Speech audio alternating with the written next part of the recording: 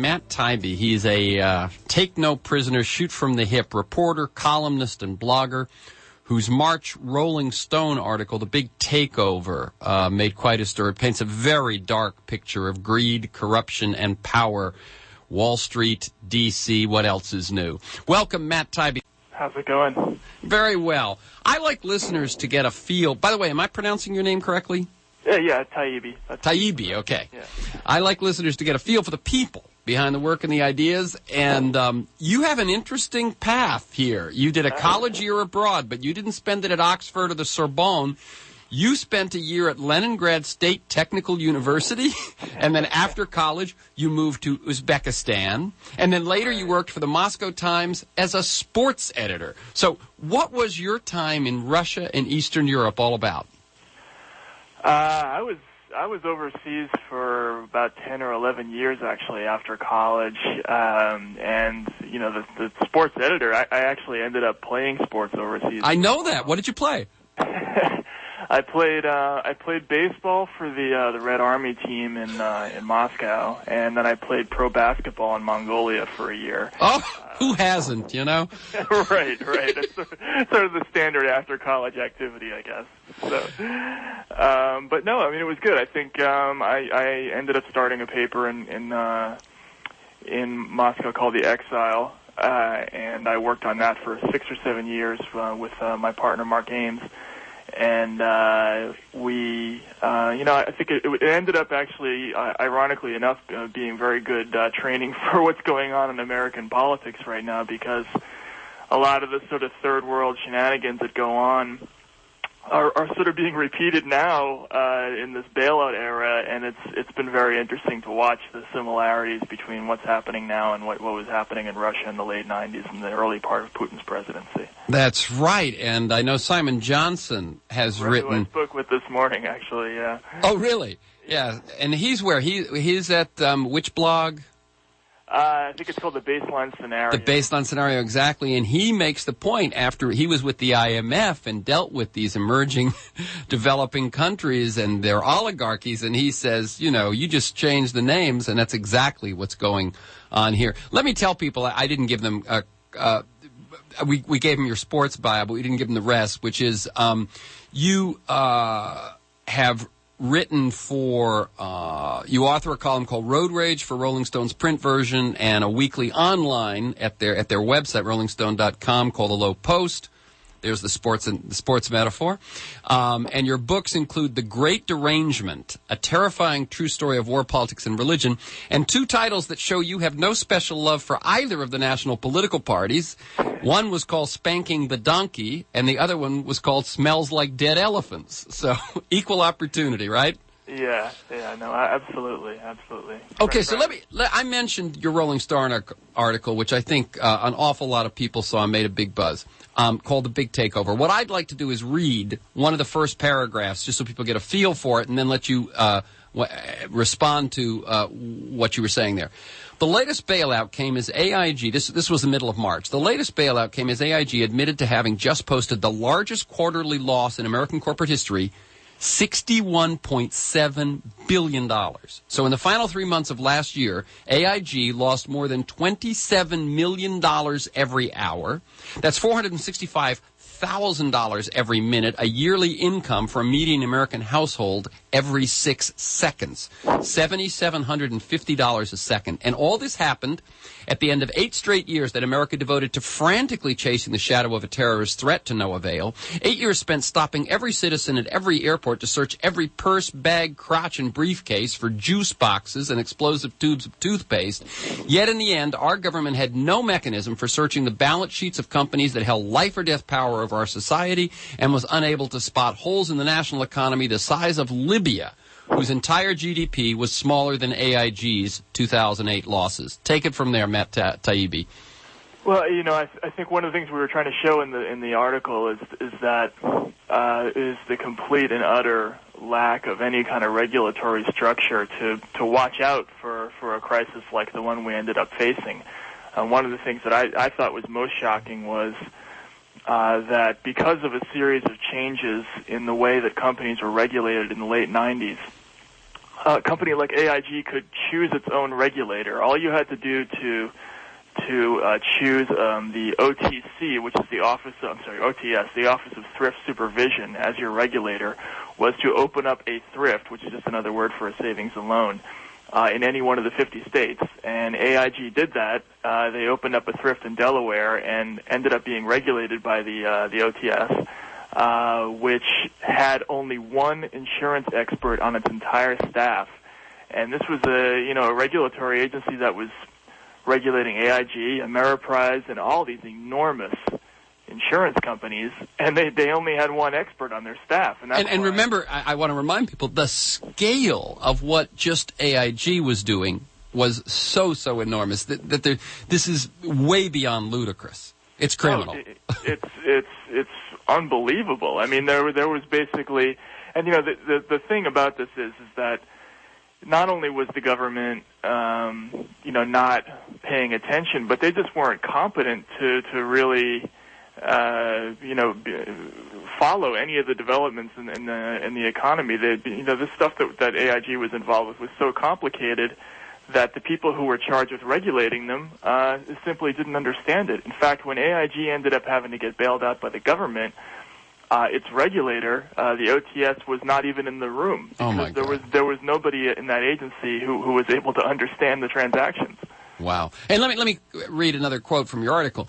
You say, it's all about the regulatory environment, says a government source involved with the AIG bailout. These guys look for holes in the system, for ways they can do trades without government interference, and whatever is unregulated, all the action's going to pile into that.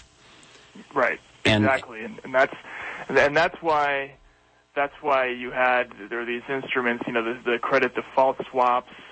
That's why they became so enormously popular on Wall Street, was precisely because they were not regulated. There's nothing particularly interesting about a CDS. I mean, they do provide some aid to companies in terms of helping them, keep their liquidity. It's very complicated. But the most interesting thing about a CDS and about all these different kinds of derivative instruments is that they're not regulated, and that allows especially the big companies to really have an advantage, because there's no central exchange, there's no clearinghouse, there's no regulation. So it's a situation where it's like a jungle. The biggest economic players have an enormous advantage, and so they basically dumped almost all their speculative activity into that one particular arena where the government wasn't watching. Right. A definition of two things: collateralized debt obligation, or CDO, and credit default swap, or CDS. And so a definition, and maybe how the role, how significant the role was they each played in the crisis. Well, they're both extremely complicated, and it's probably not going to make a whole lot of sense when I try to get into it on the air. But I'll tell you what then. Let me, less of an expert, try, and I'll give you what my sort of, what I've picked up along the way, and then you can refine it. Okay. Collateralized debt obligation is what they did when they started packing securities together. So in other words, it could be anything. It could be a bunch of debt for credit cards. It could be a bunch of mortgages. It could be any corporate debt. Aircraft loans, right. Credit cards. Yeah, right. But the deal is that in the old days, in the picture we learned in civics, or Ec 1, right, it was that a bank, George Bailey in Bedford Falls made housing loans to immigrants in Bedford Falls, and they all got a piece of the American dream. That the bank that loaned the money held the loan, and your house was the collateral, or right. The bank that gave you the credit card, they gave you, and they had a contract with you.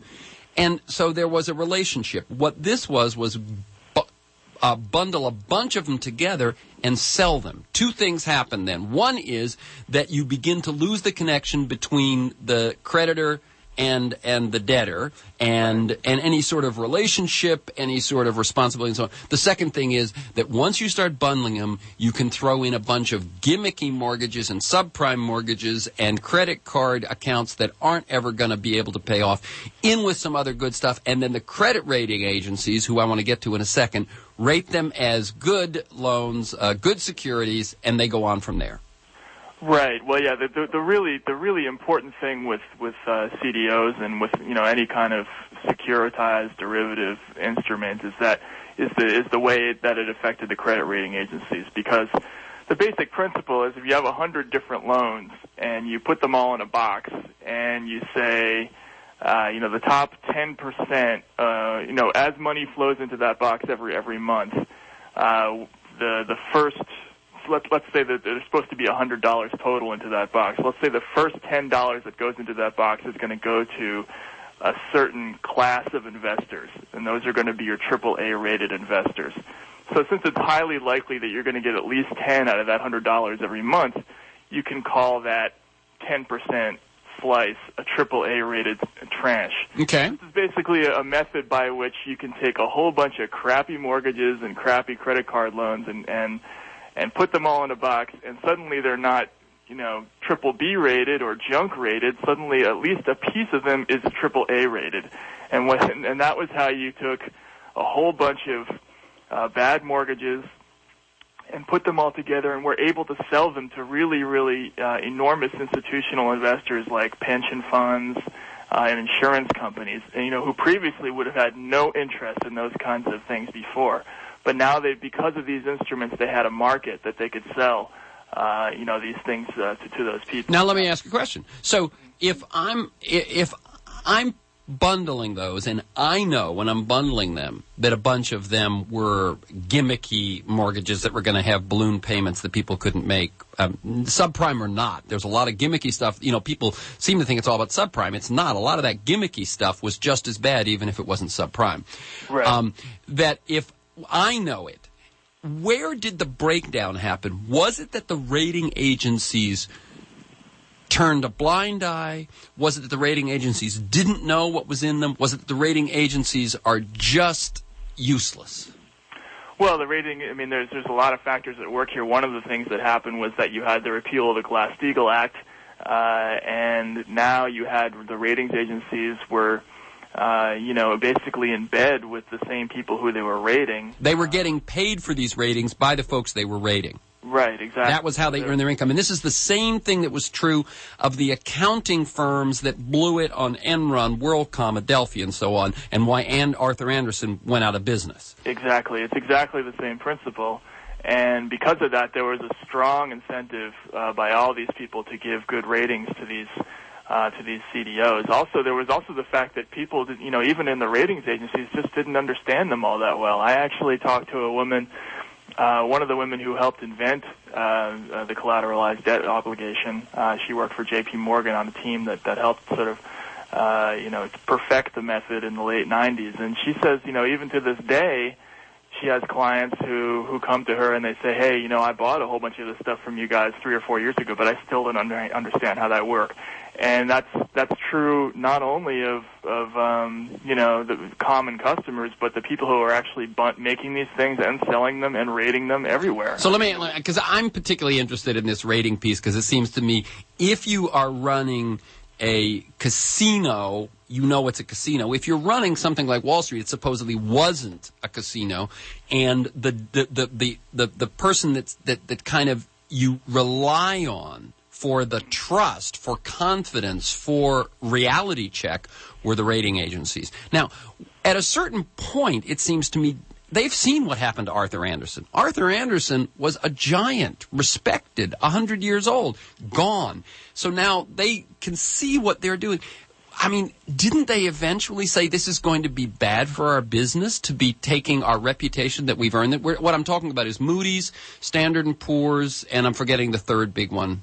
Yeah. Okay, you are too. Top of my head. Yeah, I can't remember. But there were 3 big ones, and they have again those kind of names that are that have been around forever and are what trust is all about, and they're now doing garbage rating. Isn't there someone? I mean, what I'm asking is, I haven't done it. I haven't seen an interview with someone from the rating field, but I'm imagining in your research, wasn't there some whistleblower that said, this isn't in the long run, this is going to ruin us because we're not doing our job. Or even a responsible person who says we play a specific role in the financial structure of this country and this global economy, and if we fail, the whole thing could crash.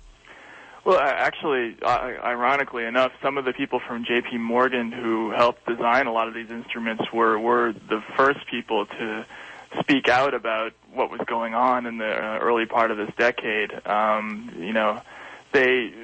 of the things that was happening is that the people who were writing a lot of these CDOs were arguing that they were safe because they were, each one of these CDOs had lots of geographic diversity, and they would put like one mortgage from each of the 50 states into these CDOs, and they thought that was going to insulate them against a lot of defaults, because theoretically you wouldn't have defaults in all of the different 50 states. But there were people at J.P. Morgan, for instance, who were saying, hey, it doesn't matter where these mortgages are; they're all dependent on the same interest rates. They're all dependent on the same unemployment rates, and these things aren't safe. They're going to collapse. But people didn't listen to them, and even Alan Greenspan and the members and people like Richard Rubin and Larry Summers overruled objections to tighter regulations on this stuff. When these objections started to come out, and that was in the Clinton administration, yes. Right. Well, that continued actually after the Clinton administration too. Greenspan continued to sort of lobby against any kind of regulation against. Right. And that phrase, even Alan Greenspan, I think is, it's like I remember when it was that swimmer. It was Derry Torres at the age of 41, and it's now like even Alan Greenspan. But I mean, even Alan Greenspan is like one of the main. Okay, how about credit default swaps? So if people think they kind of got a sense of what this collateralized debt obligation was, which was bundling a range of securities into something which then went through the system as if it was solid, a credit default swap. All right. Well, let's say that you have a mortgage, right? And I go to my father and I say I'm going to bet that Terry defaults on his mortgage, right? And what's going to happen is I pay my father $1,000 a month, but if as long as you keep up your payments. But if you happen to default in your mortgage, then my father pays me the full amount of your mortgage in cash. This is basically a way for companies to hedge their bets in like the housing market. So it's really just a bet on a third party's debt. That's really all it is. Okay, so let's get that straight. So in other words, and the key thing I think here that's so interesting and crazy about it is that it's a third party. In other words, it isn't the person. A credit default swap doesn't necessarily involve the person who loaned the money, the person who owes the money. It's two other people saying, "I bet that's going to fail." Right. And because of the leverage, right? It got even worse. And then you say that there were naked deals, right? And that's what I've been describing, in which neither one of them holds the underlying loan. And the crazy thing about these naked deals, in which these bets are going on, is that nobody has to put up any money. Not only that, but they can do it the same bet over and over again with different parties. Right. Yeah. You can do it over and over again, or 1,000 different people can do it on the same. In other words, it might not just be me and my father betting on your mortgage. It might be, everybody in my town betting on your mortgage.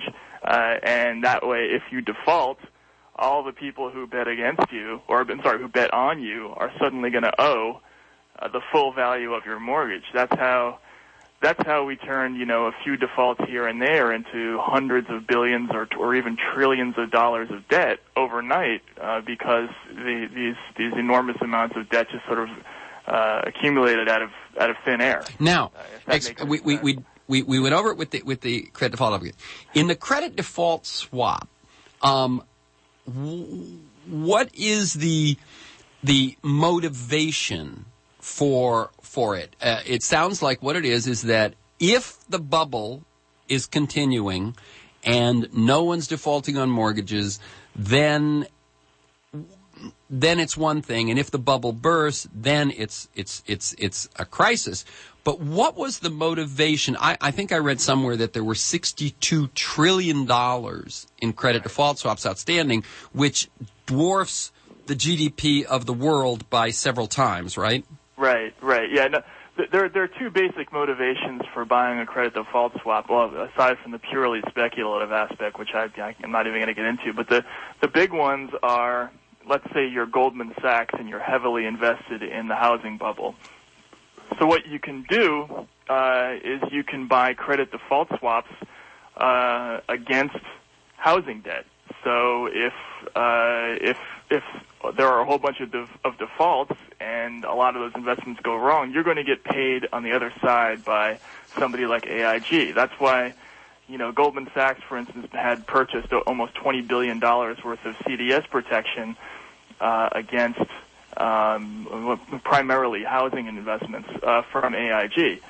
So the principle here is it's like shorting a stock basically. It's just another way to hedge a bet.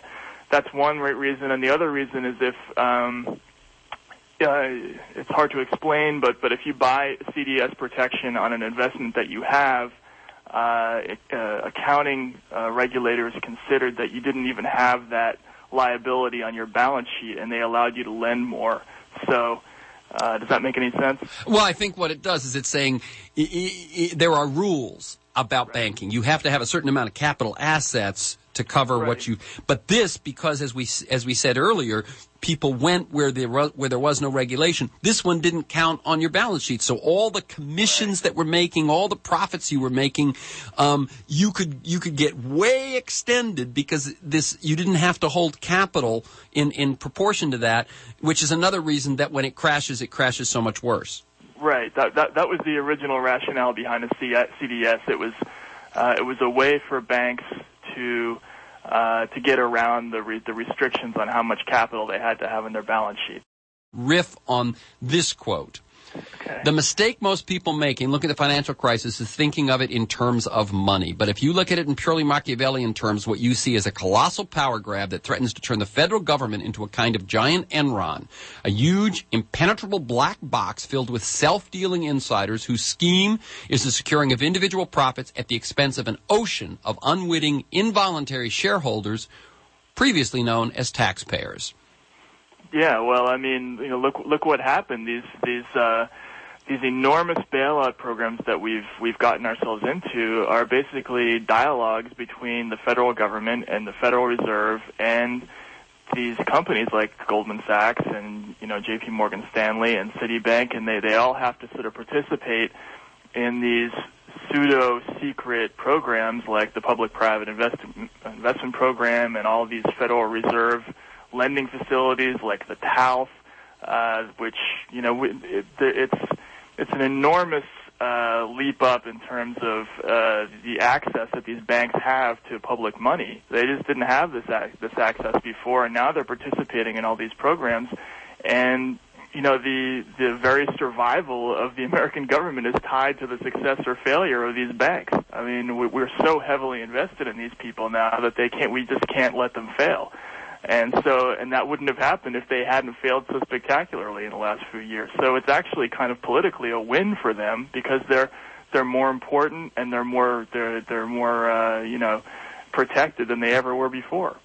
Okay, and just if I give you a minute and a half, what should listeners be paying attention to? What should they be doing?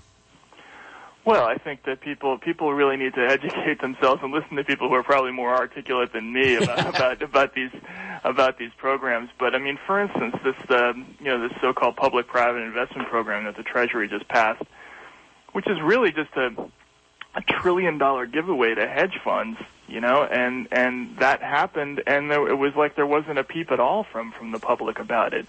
But the instant that President Obama passes a stimulus package, which was for a significantly less amount of money, there was sort of widespread public anger about it. But we need to look at these trillions of dollars that are going out the door through the Fed and through the Treasury and through the FDIC and ask what's happening to all this money, because people just aren't paying attention. And I think it's the problem is that they're intimidated by the economics of it, the finances, and how these instruments work. And I think we need to pay more attention to that. Okay. So again, you can learn more about Matt Taibbi's work at TrueSlant.com, Alternate.org, and RollingStone.com. Thank you, Matt Taibbi. Keep up the good work.